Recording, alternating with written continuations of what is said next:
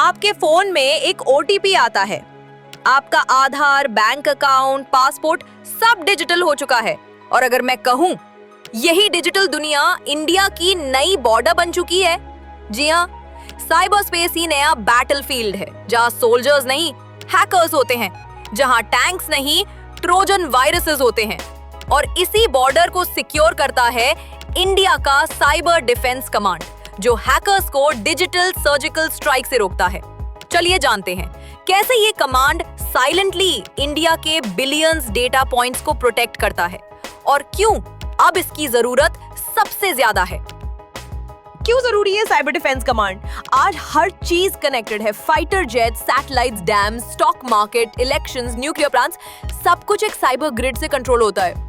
एक छोटी सी हैकिंग से इंडिया का पावर ग्रिड शट हो सकता है, स्टॉक मार्केट क्रैश हो सकता है और मिसाइल्स गलत ट्रिगर हो सकते हैं। 2019 में महाराष्ट्र पावर ग्रिड ब्लैकआउट हुआ था। कहा गया कि एक फॉरेन साइबर अटैक था। 2022 में एम्स दिल्ली का डेटा हैक हुआ। लाखों पेशेंट रिकॉर्ड्स डार्क वेब पे बिक गए। ये सिर्फ चोरी नहीं, ये डिजिटल टेररिज्म है। इसलिए इंडिया ने बनाया डिफेंस साइबर एजेंसी, जो आज इवॉल्व होकर बन गया है साइबर डिफेंस कमांड। इंडिया का साइबर डिफेंस कमांड क्या है? ये साइबर डिफेंस कमांड भारत का एक tri service digital warfare command है। इसमें आर्मी, नेवी और एयरफोर्स तीनों के टॉप साइबर एक्सपर्ट्स का इंटीग्रेशन है।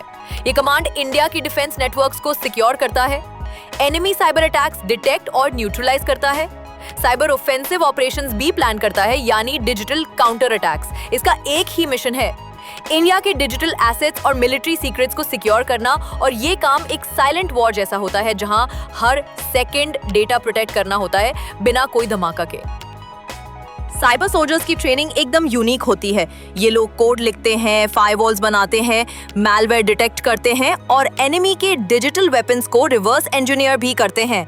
इंडिया में मल्टीपल इंस्टीट्यूट्स और मिलिट्री एकेडमीज साइबर वॉरफेयर और इंफॉर्मेशन सिक्योरिटी के स्पेशलाइज्ड कोर्सेज ऑफर कर रहे हैं, जैसे military college of telecommunication engineering, MHOW, DRDO के cyber labs, certain computer emergency response team India. ये सोल्जर्स यूनिफॉर्म नहीं, लेकिन कीबोर्ड पे बॉर्डर गार्ड करते हैं। चाइना के पास स्ट्रेटेजिक सपोर्ट फोर्स है, जो साइबर और स्पेस दोनों डोमेन्स हैंडल करता है। रशिया और नॉर्थ कोरिया तो फुल टाइम साइबर आर्मीज चला रहे हैं। अमेरिका का NSA और साइबर कमांड दुनिया के सबसे पावरफुल डिजिटल आर्म्स है। तो क्या भारत पीछे है?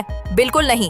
इंडिया ने भी digital air gapping, AI based anomaly detection, Honey pot traps, blockchain based secure transmission जैसी एडवांस्ड टेक यूज करनी शुरू कर दी है।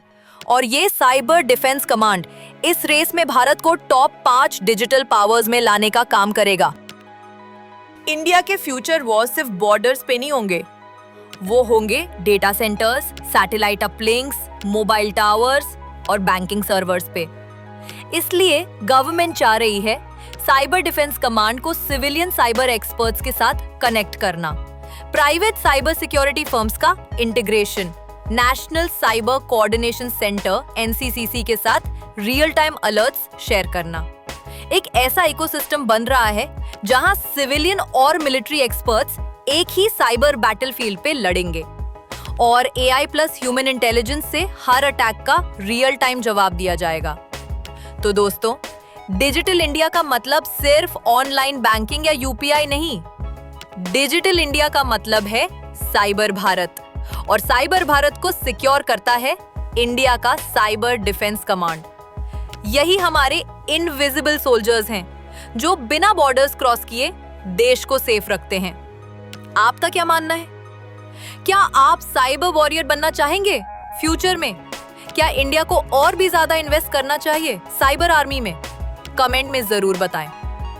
अगर वीडियो पसंद आई हो तो लाइक करें, शेयर करें और ऐसे ही टेक, डिफेंस और इनोवेशन के फ्यूचर रेडी वीडियोस के लिए चैनल को सब्सक्राइब करना ना भूलें।